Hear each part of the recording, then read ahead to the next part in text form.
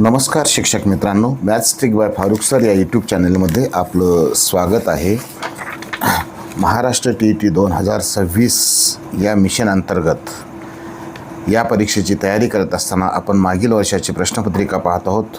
आजच्या या व्हिडिओमध्ये आपण 2017 साली झालेल्या TET परीक्षेतील जो पेपर आहे, गणित विषयाचा पेपर आहे, त्यातील प्रश्न आपण समजून घेणार आहोत.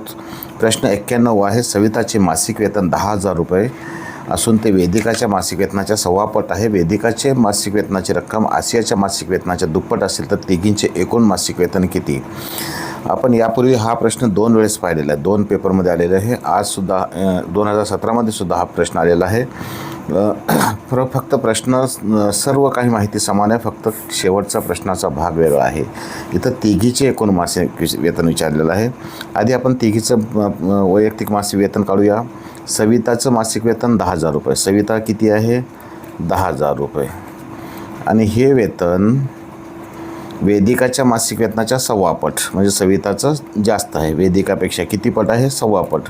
म्हणजे वेदिकाचं वेतन येईल 8,000 रुपये आणि आसियाचं वेतन, वेदिकाचं वेतन, वेतनाची रक्कम आसियाच्या मासिक वेतनाच्या दुप्पट आहे, म्हणजे आसियाचं त्याच्या निमपट आहे. म्हणजे आसियाचं वेतन झालेलं आहे 4,000 रुपये. तर एकूण वेतन किती विचारलेलं आहे? तिघांची बेरीज करूया. ती रक्कम येईल 22,000 रुपये. या तिघांचं एकूण मासिक वेतन आहे 22,000 रुपये. याचं उत्तर आहे पर्याय क्रमांक 2. यानंतर पुढील प्रश्न आहे. काही मुलांना प्रत्येकी 25 वह्या वाटायचे ठरले, परंतु प्रत्यक्षात 32 वह्या वाटल्या, तेव्हा 196 वह्या कमी पडल्या, तर त्या मुलांची संख्या किती असेल? या प्रश्नामध्ये आपण यापूर्वीसुद्धा पाहिलेलं आहे. तर काय करायचं आहे? जास्तीच्या वाटलेल्या वह्या किती आहेत? जास्तीच्या वाटलेल्या वह्या आधी वाटणार होतो आपण 25 आणि वाटल्या किती? 32. म्हणजे 32 वजा 25 बरोबर 7 वह्या जास्त वाटल्या. आपण 7 जास्त वाटल्या. तर कमी किती पडल्या? 196. म्हणून विद्यार्थी संख्या काढण्यासाठी काय करायचं आपल्याला? 196ला 7ने भागायचं आहे. 7 × 7, 7 2 14, 5 उरले 56 झाले, 7 8 56. तर विद्यार्थी असतील 28. पर्याय क्रमांक 2. यानंतर पुढील प्रश्न आहे. पुढील शेजारील आकृतीतील चौकोनांची संख्या किती? इथं आकृती काढलेली आहे. आपण काय करायचं आहे? याला प्रत्येक भागाला एक एक क्रमांक देऊया आपण. इथं A दिलं, B, C, D, E आणि F असं क्रमांक दिलेला आहे. आता एक अक्षरी चौकोन 0 आहेत, कारण सर्व एक अक्षरी त्रिकोण आहेत. आता 2 अक्षरी कुठे तयार होतात बघूया आपण. AB हा एक आहे, BC, CD, DE, EF आणि FA किंवा AF असं 2 अक्षरी झालेले आहेत 6. आता 3 अक्षरी बघा. ABC हा एक चौकोन आहे, 3 अक्षरी. ABC. त्यानंतर बघा BCD. BCD आहे, हा BCD हा एक चौकोन आहे. त्यानंतर CDE हा एक चौकोन आहे बघा, CDE. DEF हा चौकोन, DEF. EFA, EFA आणि FAB, FAB असे हे झालेले आहेत 6. 6 अधिक 6 12 झालेले आहेत. 4 अक्षरी चौकोन तयार होत नाही किंवा 5 अक्षरी होत नाही किंवा त्यापेक्षा जास्त चौकोन तयार होत नाही. तर 2 अक्षरी 6 चौकोन आहेत आणि 3 अक्षरी 6 असं एकूण 12 चौकोन तयार होतात. याचं उत्तर असेल पर्याय क्रमांक 3. यानंतर पुढील प्रश्न आहे. 36 वस्तू समान वाटायच्या असतील तर किती प्रकारे वाटता येतील? आपण यापूर्वीसुद्धा असे प्रश्न पाहिलेले आहेत आणि याच्यावरचा आपण एक विशेष भागसुद्धा आपण याचा व्हिडिओसुद्धा आपण केलेला आहे. तर यासाठी काय करायचं आहे? दिलेली जी घनसंख्या आहे त्या संख्येचे विभाजकांची यादी करायची. आता 36 या संख्येला कशाने भाग जातो? 1ने भाग जातो, 2ने जातो, 3ने जातो, 4ने जातो, 6ने जातो, 9ने जातो, 12ने जातो, 18ने जातो आणि 36ने जातो. इतक्या प्रकारे आपल्याला वाढता येतं. 1 2 3 4 5 6 7 8 9 किती प्रकारे वाढता येतं आपल्याला? 9 प्रकारे समान वाटता येतील. पर्याय क्रमांक 2 याचं उत्तर आहे. असा प्रश्न विचारला जाण्याची दाट शक्यता असते. हा प्रश्न IMP आहे, इम्पॉर्टंट आहे आणि अतिशय सोपा आहे. काही सेकंदात करू शकतो आपण. दिलेल्या जे संख्या आहे त्या संख्येच्या फक्त विभाजकांची यादी करायची आणि तितक्या प्रकारे आपल्याला त्या वस्तू वाढता येतात. 2 अंकी विषम संख्यांची बेरीज किती? 2 अंकी विषम संख्या. 2 अंकी विषम संख्या, 2 अंकी संख्या किती आहेत? 2 अंकी संख्या 90. 11ला सुरुवात होते, 99ला संपतात. 2 अंकी संख्या आहेत 90. त्यापैकी सम 45 आणि विषम 45. सूत्र माहीत आहे आपल्याला. पहिली संख्या 11 अधिक शेवटची संख्या 99 भागिले 2 गुणिले एकूण संख्या 45. 99 अधिक 11 किती झाले? 110 भागिले 2 गुणिले 45.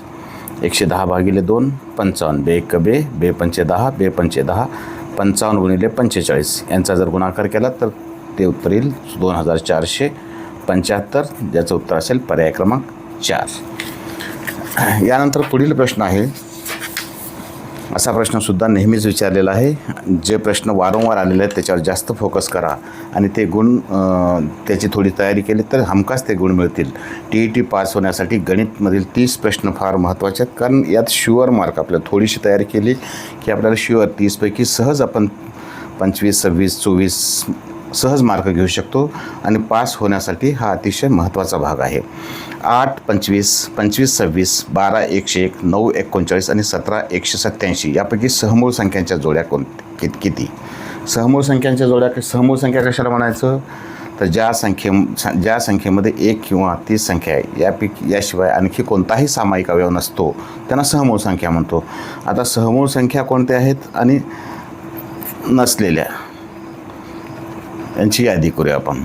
8 आणि 25 या सहमूळ आहेत. 25 26 क्रमवार संख्या या सहमूळ संख्या असतातच.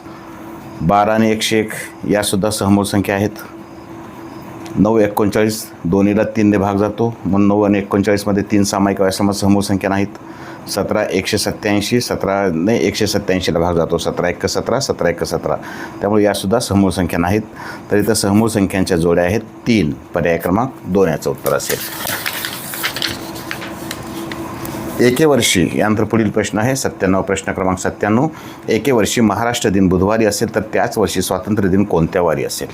महाराष्ट्र दिन बुधवारी, 1 मेला महाराष्ट्र दिन, वार आहे बुधवार आणि आपल्याला काढायचं आहे 15 ऑगस्ट. वार कोणता काढायचा आहे? दिवस बघा, मेमधील दिवस किती आहेत? 31चा महिना आहे, त्यापैकी 1 गेला म्हणजे राहिले 30. शिल्लक राहिले 7च्या आठवड्याच्या दिवसांना भागायचं, 7 चोक 28, 2 दिवस शिल्लक राहिले. जूनमध्ये दिवस आहेत 30, इथं सुद्धा शिल्लक राहिले 2, 7 चोक 28, 2 30. जुलैमध्ये किती राहिले? 31 दिवस, 7 चोक 28 आणि 3. आणि ऑगस्टमध्ये 15 दिवस, 15 ऑगस्टचा काढायचं आहे, 7 2 14, 1 शिल्लक राहिलं. असं शिल्लक राहिले 2 आणि 2 4 आणि 3 7 आणि 1 8. आता या 8ला 7नं भागायचं आणि बाकी किती उरते बघायचं. 7 1 7, बाकी उरली शिल्लक 1 उरलं, बाकी किती उरली? 1. बुधवारच्या पुढील वार गुरुवार. पर्याय क्रमांक 1 याचं उत्तर असणार आहे.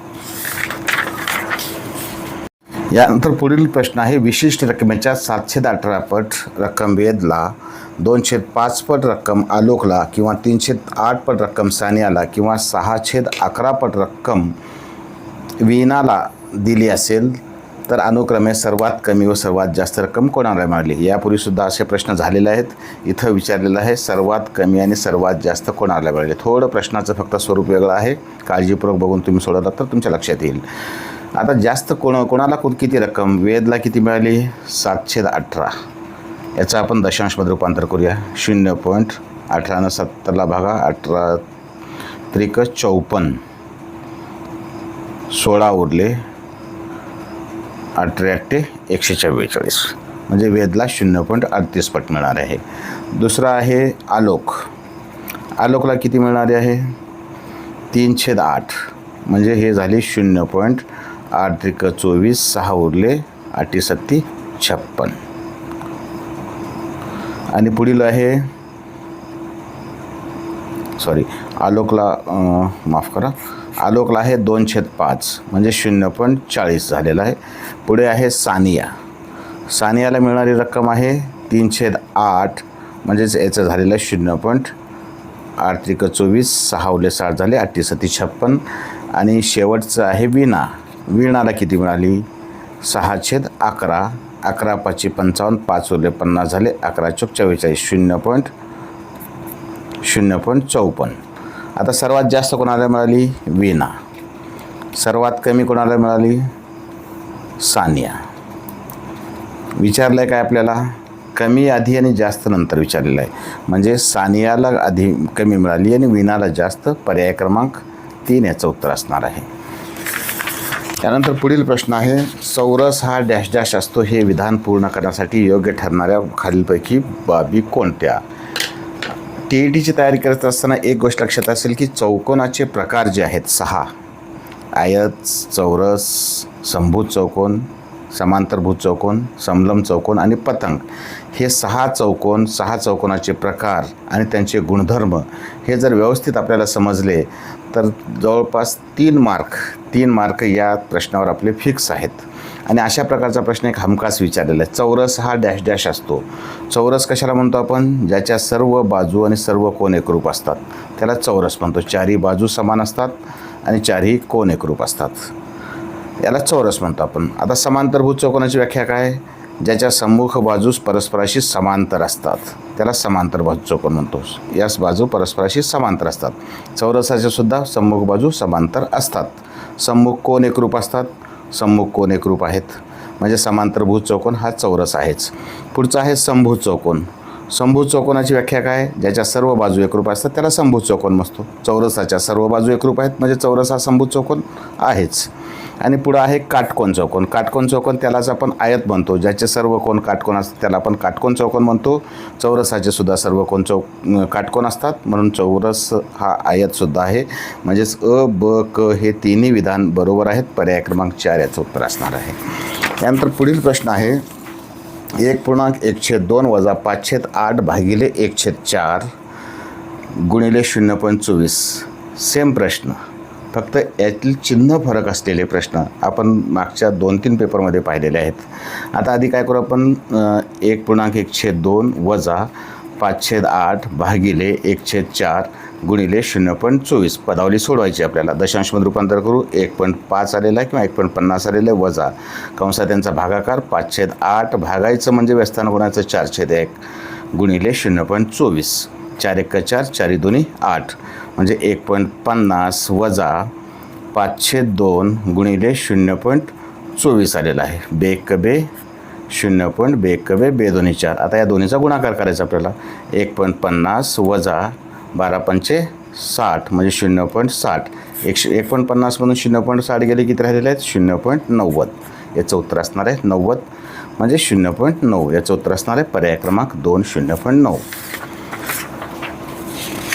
त्रिकोणी संख्या यावर सुद्धा आपण एक व्हिडिओ बनवलेला आहे. पूर्ण त्रिकोणी संख्या त्यामध्ये कव्हर केलेला आहे. ते पाहिल्यानंतर तुमच्या लक्षात येईल की त्रिकोणी संख्या हा सुद्धा अतिशय सोपा घटक आणि झटपट खूप सोप्या पद्धतीने सोडू शकतो आपण. 21 या त्रिकोणी संख्येनंतर येणारी क्रमांकाने 7व्या त्रिकोणी संख्येचा पाया किती, असा प्रश्न विचारला. काय करायचं आपल्याला, 21ची दुप्पट करायची. 21 दोन्ही किती झालेलं आहे, 21 दोन्ही 42. आता 42पेक्षा लहान स्क्वेअर नंबर 36.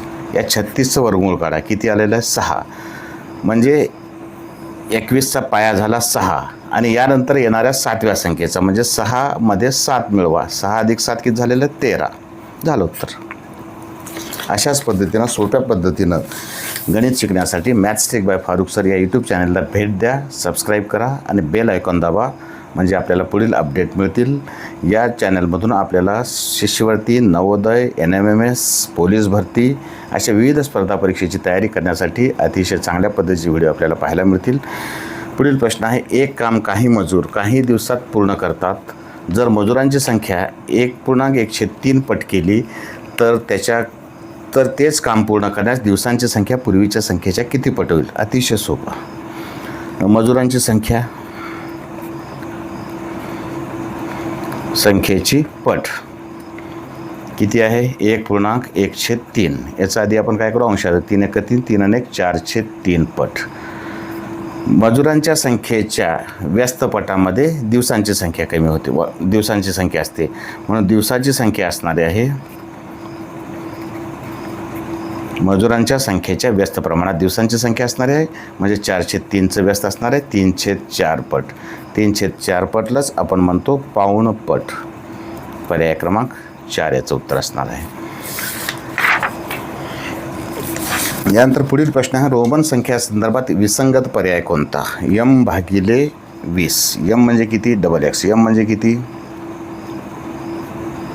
1000. 1000/20 किती आलेलं आहे? 50.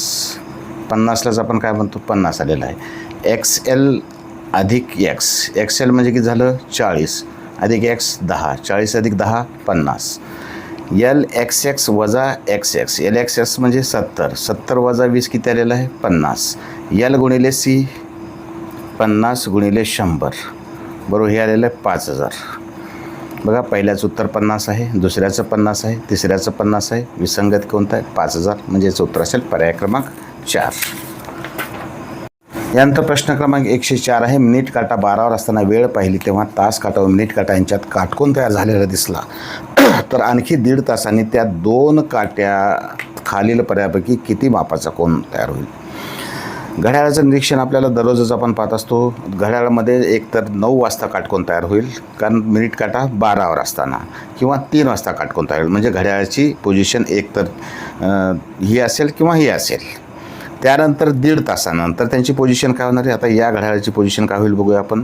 3च्या 1.5 तासानंतर म्हणजे वाजले किती? 4:30. किती वाजलेले आहेत? 4:30. 4:30 झालेले आहेत. 4:30 म्हणजे तास काटा आहे 4 आणि 5च्या मध्ये, आणि मिनिट काटा आहे 6वर.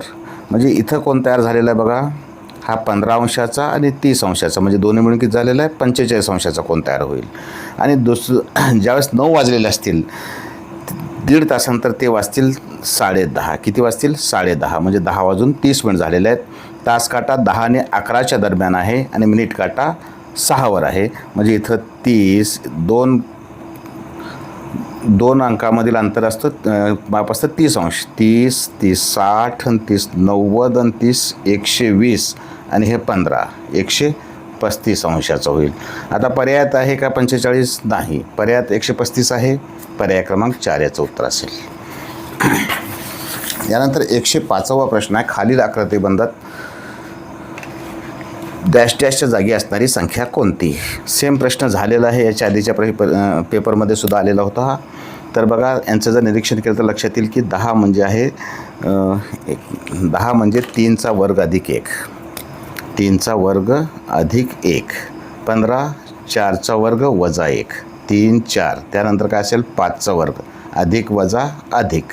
6चा वर्ग वजा 1. 7चा वर्ग अधिक 1. इथं काय असणार आहे मग?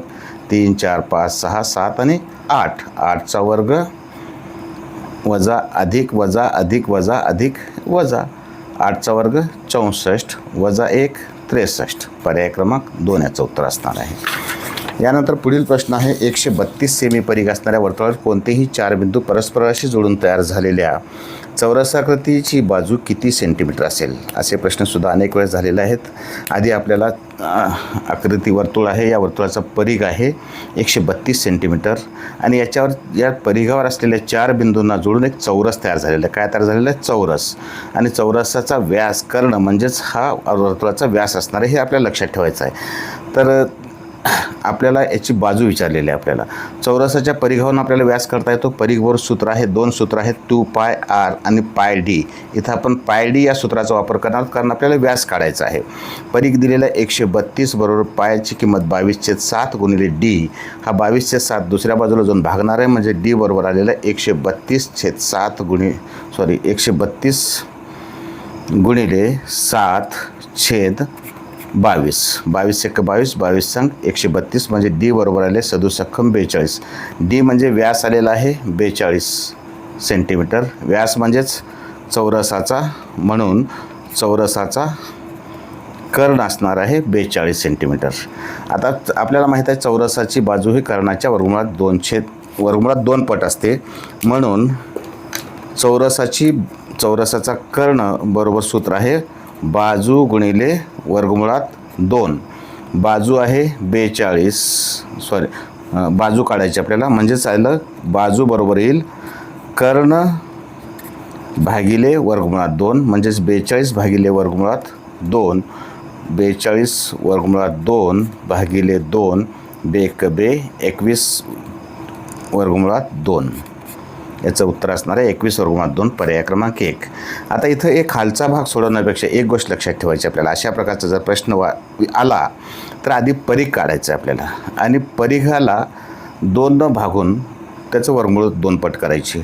म्हणजे परिघ याचा व्यास आलेला आहे 42. 42ला 2 भागलं 21 आलं आणि पूर्ण वर्गमुळात 2 पट लावायचं. उत्तर संपलं. एवढं सगळं करत बसायची गरज नाही. अशा प्रकारचा प्रश्न आला की सरळ व्यास काढायचं आणि व्यासाची निमपट करून त्याला वर्गमुळात 2 घ्यायचं. यानंतर पुढील 107वा प्रश्न आहे. हा सुद्धा प्रश्न वारंवार आलेला आहे. हा प्रश्नसुद्धा व्यवस्थित तयारी करून ठेवा. शुअर मार्क आहे. प्रत्येकी 2.5 सेंटीमीटर समान मापाचे तुकडे करण्यासाठी 17.5 म्हणजे 17.5 मीटर दोरीचे दोन्ही टोक जुळवून, म्हणजे या पद्धतीनं दोन्ही टोक जुळवून आपल्याला किती वेळेस कापावं लागेल. इथं एक लक्षात ठेवायचं आहे, हा टोक इथं कट केल्यानंतर हा पूर्ण एकच भाग मिळणार आहे आणि तो असणार आहे 2.5चा. म्हणजे एवढा भाग आपण कमी करूया. किती आलेला आहे? 15 मीटर आलेला. हा उरलेला भाग किती आहे? 15. आणि एकदा कापल्यानंतर आपल्याला किती 2 भाग तयार होणार आहेत आणि त्याची लांबी असणार आहे 5. म्हणजे 15ला जर 5नं भागलं तर किती वेळेस कापावं लागेल आपल्याला? 3 वेळेस कापलं की आपल्याला या दोरीचे 2.5 मीटर लांबीचे तुकडे मिळतात. दिलेल्या अंतरातून एक भाग कमी करायचं आणि उरलेल्या भागाला दिलेल्या मापाच्या दुपटीनं भागायचं आहे. एवढं केलं की उत्तर आपल्याला मिळेल. यानंतर पुढील 108वा प्रश्न आहे. एका संख्येला 15 असा सुद्धा प्रश्न नेहमीच विचारलेला. एका संख्येला सेम संख्येचा सुद्धा प्रश्न बऱ्याचदा विचारलेला बघा. एका संख्येला 15, 11, 12ने भागले असता प्रत्येक वेळी बाकी 4 उरते तर ती संख्या खालीलपैकी कोणती? लसावी काढा. 15, 11, 12. 3 15, 11 11, 3 चौक 12. पुढं भाग जाणार आहे का? नाही. 3 गुणिले 5 गुणिले 11 गुणिले 4. जर यांचा गुणाकार केला तर लसावी 660 आणि ही संख्या असणार आहे 660 किंवा त्याच्या पटीमध्ये आणि अधिक 4 असणार आहे. म्हणजे शेवटी +4 शेवटी 4 असणार आहे. आता पुढं सोडवायची, या प्रश्नाचे जर पर्याय पाहिले आपण निरीक्षण केले तर पुढं सोडवायची गरज नाही, कारण शेवटी 4 असलेला एकच पर्याय आहे. त्यामुळं याचं उत्तर 1324 येणारच आहे. परंतु तरी हे उत्तर आपण पूर्ण बघूया. 660 गुणिले 1 अधिक 4 664 असेल किंवा 660 गुणिले 2 अधिक 4 बरोबर 1320 अधिक 4 म्हणजे 1324 असेल, जे उत्तर पर्याय क्रमांक 2 मध्ये आहे.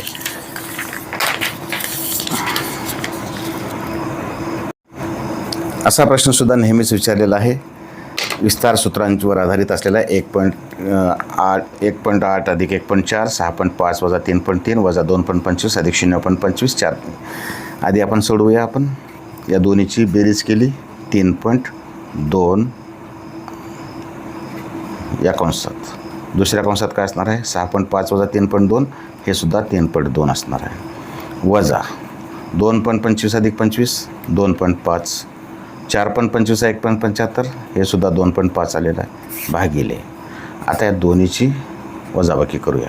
6.5मधून 3.3 गेले ते येईल 3.2 वजा 2.5 आहे तसं घ्या.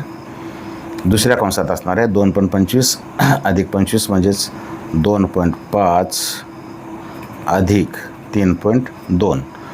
3.2 गुणिले 3.2 3.2चा वर्ग वजा 2.5चा वर्ग भागिले 3.2 वजा 2.5 दुसऱ्या कंसात 3.2 अधिक 2.5. फक्त मी यांचा क्रम बदललेला आहे. 2 पदांच्या वर्गाची वजाबाकी जर असेल तर काय असते? एका कंसामध्ये त्यांची वजाबाकी आणि दुसऱ्या कंसामध्ये त्यांची बेरीज.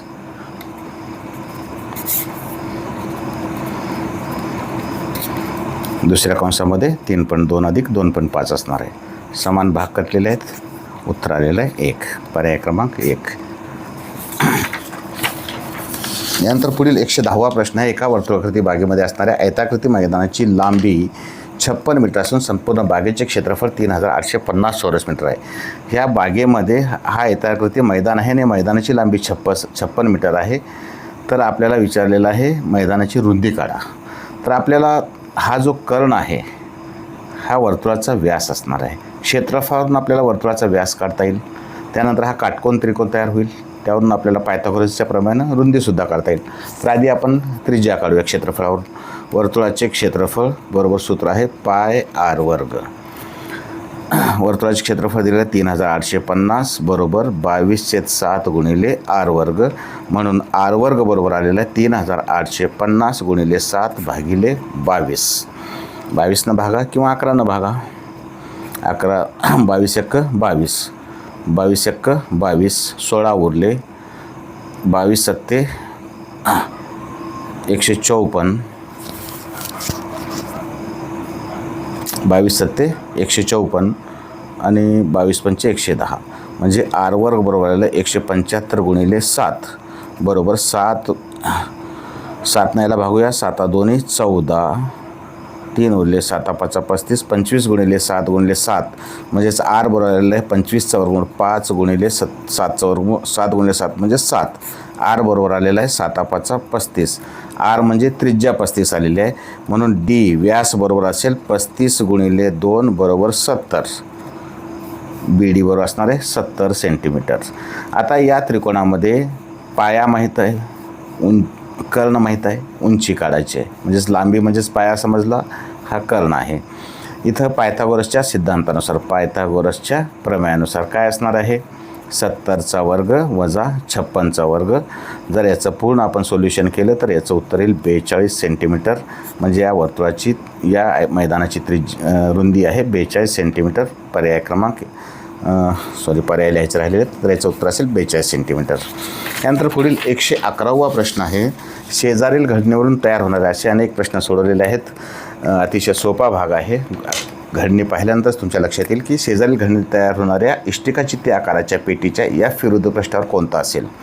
मी तुम्हाला पूर्वी सांगितलं होतं एच्या विरुद्ध समोर असणार आहे सी, बीच्या समोर डी असणार आहे आणि हे बाहेर आलेले ते एकमेकाच्या विरुद्ध असणार आहेत. आपल्याला विचारलं एफच्या विरुद्ध बाजूला काय आहे ई. पर्याय क्रमांक 4 याचं उत्तर आहे. यानंतर 112वा प्रश्न आहे. 3 पेट्यामध्ये अनुक्रमे 231, 252 व 126 वह्या आहेत. त्या पेट्यामधील वह्यांचे समान वह्यांचे गट्टे करायचे असल्यास प्रत्येक गट्ट्यात जास्तीत जास्त किती वह्या घ्याव्या लागतील. जास्तीत जास्त म्हणलं की तिथं मसावी काढायची.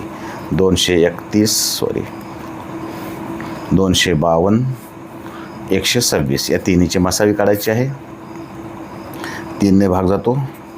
3 सत्ते 21, 3 सत्ते 21, 3 अट्टे 24, 3 चौक 12, 3 चौक 12, 3 दोन्ही 6.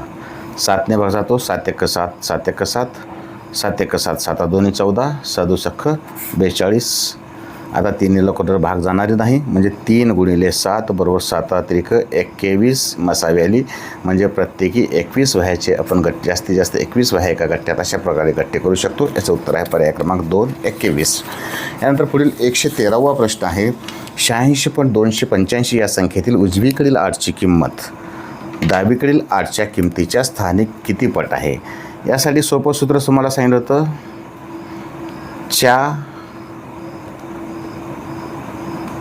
ची भागिले च्या करायचं आहे.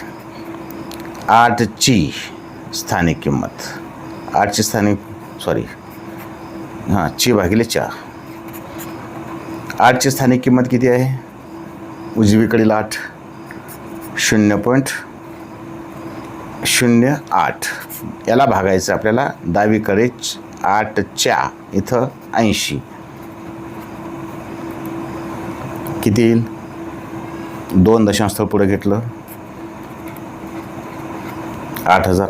8 1 8, 8 1 8, 1/1000 पट म्हणजेच 1/10चा तिसरा घात म्हणजेच हे वर आल्यानंतर 10चा वजा तिसरा पाठ. पर्याय क्रमांक 1.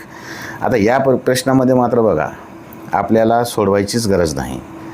जर तुम्ही याचे पर्याय जर पाहिले तर 10च्या पटीतील एकच आहे आणि तेच असणार आहे त्याचं उत्तर, म्हणजे पर्याय क्रमांक 1 असणार आहे. पण असे फार कमी वेळेस येतात, त्यामुळे ही माहिती असणंसुद्धा आपल्याला आवश्यक आहे. त्यानंतर पुढील 114वा प्रश्न आहे, शेजारील समभुज चौकोनातील बाह्यकोन बीचे माप किती. इथं बाह्यकोन बी आहे, याचं माप काढायचं आपल्याला. समभुज चौकोनाचे गुणधर्म. समभुज चौकोनाच्या सर्व बाजू एकरूप असतात, ही त्याची व्याख्या आहे. समभुज चौकोनाचे सम्मुख कोन एकरूप असतात.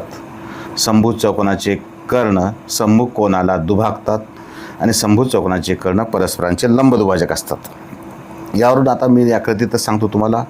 या कर्णामुळे या कोनाचे 2 भाग झाले. हे 20 आहे, म्हणजे हे 20 आहे, म्हणजे हे पूर्ण कोन झालं 40 अंशाचा. हा समोरचा एकरूप असणारा म्हणजे हे 40 झालं. चौकोनाच्या चारी कोनाच्या मापाची बेरीज 360 असते. तोंडी सोडू शकतो आपण तुम्ही. 360मधून हे 80 गेले.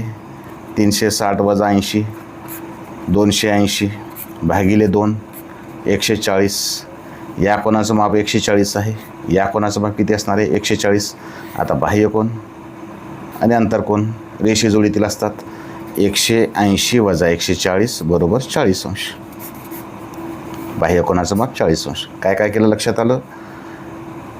कर्ण सम्मुख कोनाला दुभागतात. 2 भाग झाले. एक भाग 20 आहे, दुसरा भाग 20, म्हणजे हा पूर्ण कोन झाला 40 अंशाचा. याच्या समोरील कोन 40 अंशाचा आहे. या दोन्ही कोनाच्या मापाची बेरीज 180 अंश आहे. चौकोनाच्या चारही कोनाच्या मापाची बेरीज 360 असते. 360मधून हे 80 गेलं. 280 या दोन कोनाच्या मापाची बेरीज. याला 2 भागलं म्हणजे या कोनाचं माप आलं 140. हे दोन्ही रेषे जोडीतील आहेत, म्हणजे याचं माप असणार आहे 40 अंश.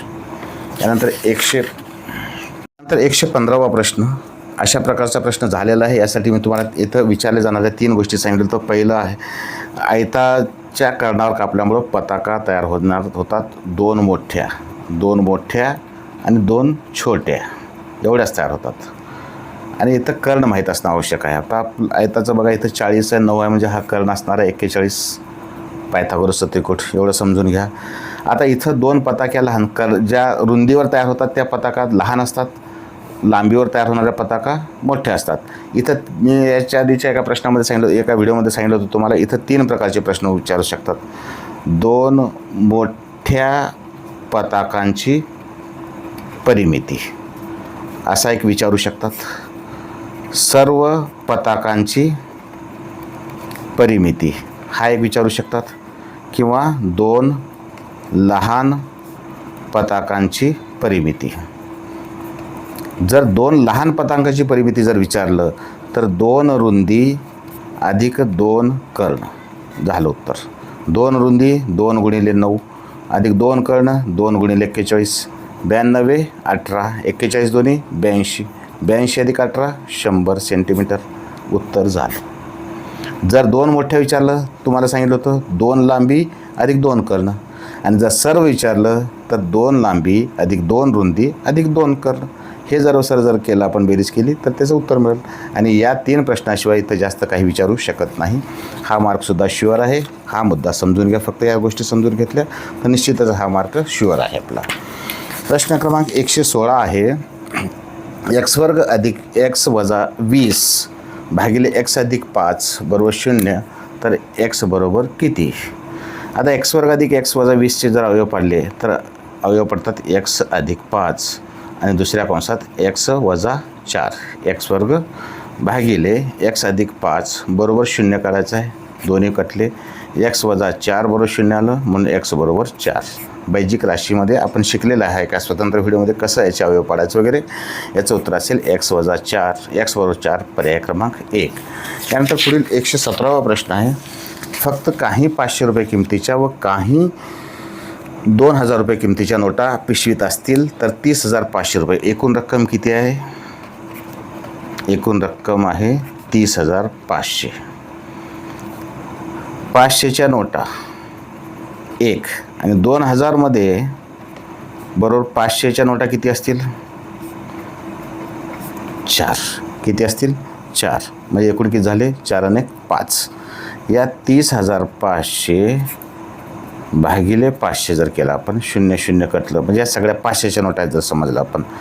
5 सख्ख 30, 5 सख्ख 5, जर ह्या सगळ्या 500च्या नोटा असतील तर त्या नोटा किती असणार आहेत? 61 नोटा असणार आहेत. किती नोटा असणार आहेत समजून घ्या. इथं आपण 500मध्ये 500ची एक नोट आहे आणि 2000मध्ये 500च्या 4 नोटा आहेत. म्हणजे या सगळ्या जर असतील तर एकूण 2000 आणि 500 म्हणून किती झाल्या? एकूण 5 नोटा झाल्या. आणि या 5 नोटा जर 500च्या असतील तर एकूण नोटा असतात 31. आता यामधून 2000च्या नोटा कमी होणार. म्हणजे एक 2000च्या नोटामध्ये किती 500च्या नोटा आहेत? 4. म्हणजे या नोटा जर किती असतील? 61 वजा 4 57 असू शकतात, किंवा 57 वजा 4 53 असू शकतात. 53 वजा 4 49, 49 वजा 4 45, 45 वजा 4 41, 41 वजा 4 37, 37 वजा 4 33. या प्रकारे 500च्या नोटा असणार आहेत. तर यामध्ये 37 हा पर्याय आहे, म्हणून याचं उत्तर असेल पर्याय क्रमांक 4 37. समजून घ्या काय केलेलं आहे आपण. 500ची एक नोट आहे, 2000मध्ये 500च्या 4 नोटा, म्हणजे एकूण 500च्या 5 नोटा होतील. दिलेल्या रकमेला 500नं जर भागलं तर त्या नोटा असतील 61. किती नोटा असतील? 61 नोटा. आणि 2000मध्ये 500च्या 4 नोटा, म्हणजे जर 2000च्या नोटासाठी 4 500च्या नोटा कमी होणार आहेत. म्हणजे 61मधून एक 2000ची नोट गेली तर 57 500च्या असतील. 57मधून एक 2000ची नोट गेली तर 53 500च्या नोटा असतील. 53मधून एक 2000ची नोट गेली तर 49 असतील. याप्रमाणे 4ने कमी होतील. इथं पर्यायामध्ये 37 हा दिलेला आहे, म्हणून याचं उत्तर असेल पर्याय क्रमांक 4 37. यानंतर 118वा प्रश्न आहे. आपण हा प्रश्न यापूर्वीसुद्धा सोडवलेला आहे. कसं सोडवायचं सांगितलेलं आहे तुम्हाला. अतिशय सोपं आहे, जास्त डोक्याला त्रास करून घ्यायचं नाही. पूरक कोन आणि कोटी कोन यांच्या मापाची वेळ 150 दिलेली, तर कोणाचं माप किती? इथं काय करायला सांगितलं तुम्ही तुम्हाला? 270मधून 150 वजा करा. किती आलेलं आहे? 120. 120 भागिले 2 बरोबर 60 झालं कोणाचं माप. त्यानंतर 119 व 120 हे प्रश्न आलेखवर आधारित. त्यासाठी मी तुम्हाला आधी आलेख दाखवतो. आलेखाचं व्यवस्थित निरीक्षण करून ठेवा, किंवा तुमच्याकडे जर पुस्तक असेल तर किंवा याचा स्क्रीनशॉट काढून ठेवा. इथं उपस्थिती दिली आहे. जूनमध्ये 60 आहे. एक मिनटं. जूनमध्ये 60 आहे. हे पहा, जूनमध्ये 60 आहे. जुलैमध्ये 75 आहे. ऑगस्टमध्ये 80 आहे. सप्टेंबरमध्ये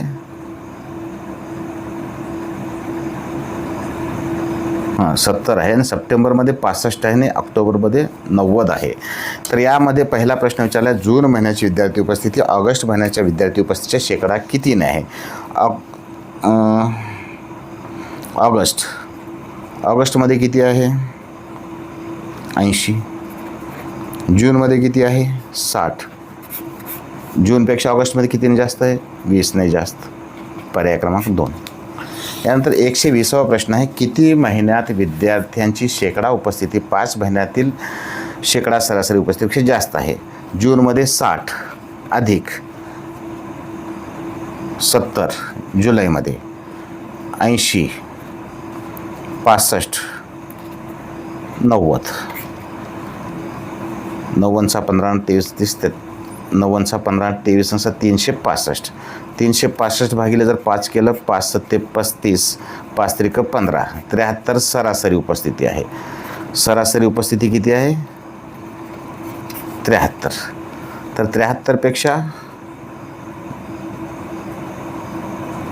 जास्त कुठं आहे? 1 2 महिन्यामध्ये. पर्याय क्रमांक 2 याचं उत्तर. अशाच पद्धतीनं मॅथ्स गणित शिकण्यासाठी माझ्या यूट्यूब चॅनलला भेट देऊन सबस्क्राईब करा. धन्यवाद.